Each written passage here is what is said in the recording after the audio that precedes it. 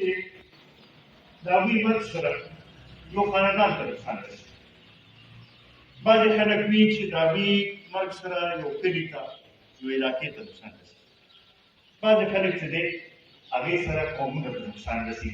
لطیف لالا شمار په هغې خلکو کې و چې د هغې زما خیال د دوی ټولو پښتنو ته نقصان رارسېدلی دی.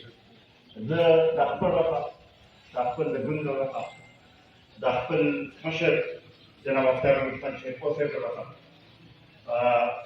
هغوی جدوجہد ته د هغوی کوششونو ته سلام پیش کوم. دا تمه لرمه چې د هغوی دا کوم جدوجہد چې دی دا دلته کې ودرېدل نه دي پکار. دانشګان مخامخ ناست دي، دوی نه به زموږ دا تمه وي، د هغوی د ټولو ملګرو نه به زموږ دا تمه وي چې دا په موږ ټولو باندې فرض دي چې د هغوی کوششونه مخکې بوځو. په دې وطن کې امن راوستلو د پښتنو د یووالي کوششونه دا موږ مخکې بوځو. د رول اف لا لپاره د هغوی کوششونه هغه مخکې بوځو. د جمهوریت لپاره کوششونه مخکې بوځو. دا زما خیال یو لیګسي ده زموږ مخامخ او یو رول ماډل دی هغوی. پکار دی چې موږ ټول په هغې باندې عمل وکړو. زه اخر کې یو ځل بیا ستاسو ټولو ډېر زیات مشکور یم. د عوامي جمهوري رابطه کمیټیان ډېر زیات مشکور یم چې دا موقع راکړه. شکیل خان یو خبره وکړه خو دی ورسره ونیوې چې فنکشن ماله دې ډالۍ کې ځکه چې د پیپال سیټي والا فنکشن دی. نو خبره یې نیمګړې تاسو ته وکړه چې خپله راله هغه فنکشن یې ویښې دی او بیا چې دې راته وایي چې لکه به نه کوې ما ته به دا غوښتل چې مونږ دا ټولو خبرې مې اورېدلې وې او ټولو ته ښه کړې وې خو مجبورۍ د وجې نه بعض وخت کې لږه راشي احساسات او جذبات زمونږ هم د ټولو چې دلته کې ناست څومره خلک دي د هغوی ټولو سره زمونږ اتفاق دی او دا دې یو دوا به وي دا به یو دغه وي چې الله تعالی دې مونږ ټولو کې هغه دغه را پیدا کړي کریم را پیدا کړي هغه یو دغه دې را پیدا کړي چې د لطیف لالا دا سلسله مونږ مخکې بوځو. ډېره مهرباني ډېره مننه. د هغې یو خپل په هغې باندې پوره دغه کېږي. بیا خصوصا د دې خاورې باندې چې څومره مین وم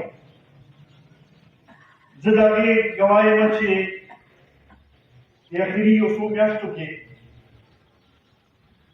موږ سره کافي د هغوی میټینګونه شوي وو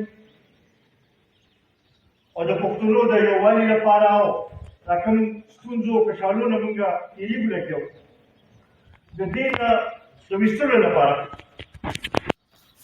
یو کوشش هغوی شروع کړی و او په هغې کې مختلف زموږ میټینګ شوي وو. هغه په هغې کې چې هغه کوم کوششونه کوم طریقې سره چې هغه د هغې باره کې انتوزیاسټیک و نو هغه ما لیدلي دي او زه د هغې ګواه یم. زه دا ګڼم چې دا زما لپاره د خوشقسمتۍ او د خوشحالۍ خبره وه چې کله چې دانش خان بری شو زه ورغلی وم هلته کې مبارکۍ لرم د طلي د مرګ نه یو څو ورځې مخکې زما ملاقات اخري هغوی سره وشو او هغه وخت کې په دې د پښتنو د یووالي او د دغه په حوالې سره خبرې وکړې او دا دغه ټول کېول زه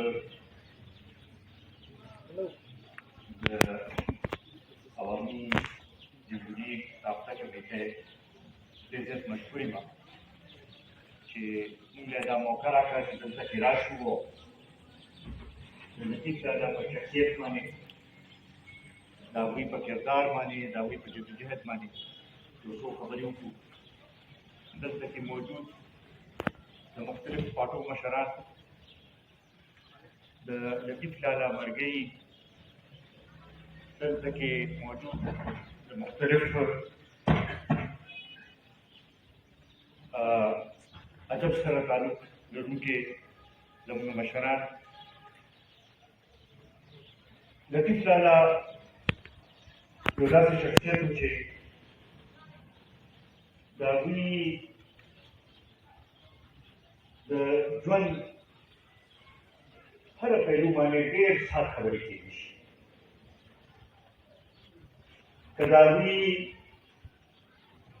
د سیاسي جدوجہد ته ګوره،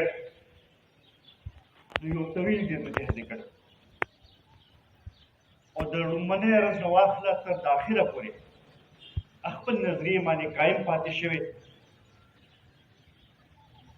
په خپل نظریې د وجې نه د خپلې پارټۍ سره اختلاف کړی، خو د خپل نظریې نه رسو شوی نه. بیا د هغوی د وکالت سړک وګورئ او خصوصا د لایرز موومنټ کې د هغوی چې کوم کردار پاتې شوي، د رول آف لا لپاره